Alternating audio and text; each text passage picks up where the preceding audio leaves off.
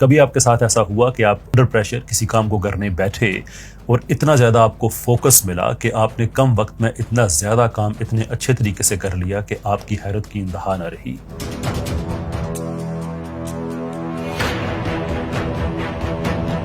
لیکن بعد میں آپ کسی اور کام کو کرنے بیٹھے تو نہ وہ فوکس رہا نہ وہ توجہ رہی، اور آپ حیران رہ گئے کہ یہ پہلے میرے ساتھ ایسا کیوں ہو رہا تھا؟ پہلے آپ جس کیفیت میں تھے، نفسیات کی دنیا میں اسے اسٹیٹ آف فلو کہا جاتا ہے۔ اسٹیٹ آف فلو یعنی کہ ایک ایسی کیفیت کہ جس میں آپ کو اتنی کلیئرٹی اور اتنا فوکس ملتا ہے کہ آپ کسی بھی کام کو جب کرنے بیٹھتے ہیں تو آپ روحانی طور پہ، نفسیاتی طور پہ، ذہنی طور پہ اس سے ایسے جڑ جاتے ہیں کہ آپ کو وقت گزرنے کا احساس تک نہیں رہتا۔ ہر چیز میں آپ کلیئر ہوتے ہیں اور آپ کا فوکس اپنی بہترین کیفیت میں آپ کے ساتھ ہوتا ہے۔ میری بہنیں اور بیٹیاں جو یہ ویڈیو دیکھ رہی ہیں، شاید انہوں نے اسٹیٹ آف فلو کو زندگی میں بہت زیادہ مرتبہ ایکسپیرینس نہ کیا ہو، جس کی وجہ یہ ہے کہ وہ زندگی میں عام طور پہ زیادہ آرگنائزڈ ہوتی ہیں، اور اس آرگنائزیشن کی وجہ سے عام طور پہ وہ ایسی سچویشن میں داخل ہی نہیں ہوتی جہاں پہ انہیں اسٹیٹ آف فلو میں جانا پڑے۔ لیکن جو بھائی لوگ ہیں، میرے جیسے ہیں، ان کو زندگی میں اسٹیٹ آف فلو میں بار بار جانا پڑتا ہے، اور وہ گئے۔ مثال کے طور پہ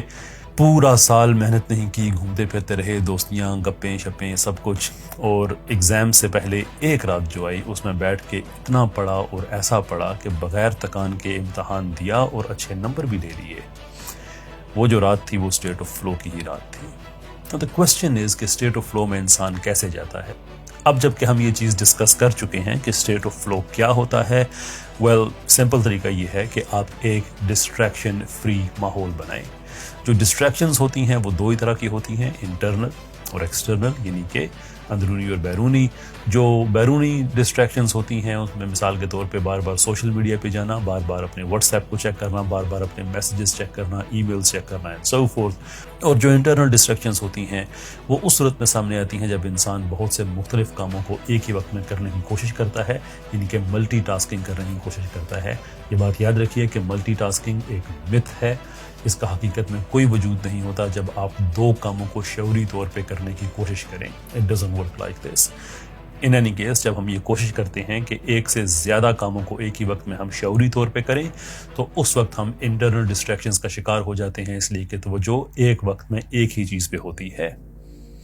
اسٹیٹ آف فلو میں جانے کے لیے بہت ضروری ہے کہ آپ ایک وقت میں ایک ہی کام کو کرنا شروع کریں اور بیرونی ڈسٹریکشنز کو مکمل طور پہ ختم کر دیں۔ if that means کہ اپنے کمرے میں خود کو بند کر لینا، if that means کہ کھانا کم کھانا،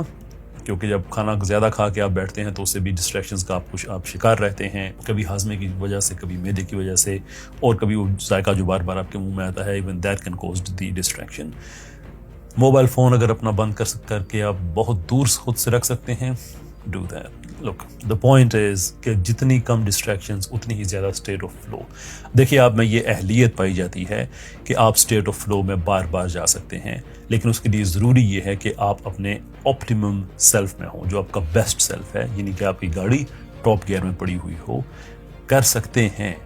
آپ کے انجن میں اگر 6 گیئر ہیں اور چھڑا کا ٹاپ گیئر ہے تو آپ اس میں رہ سکتے ہیں، لیکن اگر انجن کے اندر کوئی ایسا ایشو ہے کہ آپ کی گاڑی 5ویں گیئر سے اوپر نہیں جا رہی تو اس کا مطلب یہ نہیں ہے کہ گاڑی میں وہ کیپیسٹی نہیں ہے، اس کا مطلب یہ ہے کہ کچھ پرابلم ہے ایسا جو 5ویں سے 6 گیئر میں گاڑی نہیں جا رہی۔ ان آور کیس وہ پرابلم ہے ڈسٹریکشن۔ اس کو ریموو کریں کہ آپ کی گاڑی 6 گیئر میں جا سکے، and once it is there, trust me, آپ خود کو بار بار حیران کریں گے۔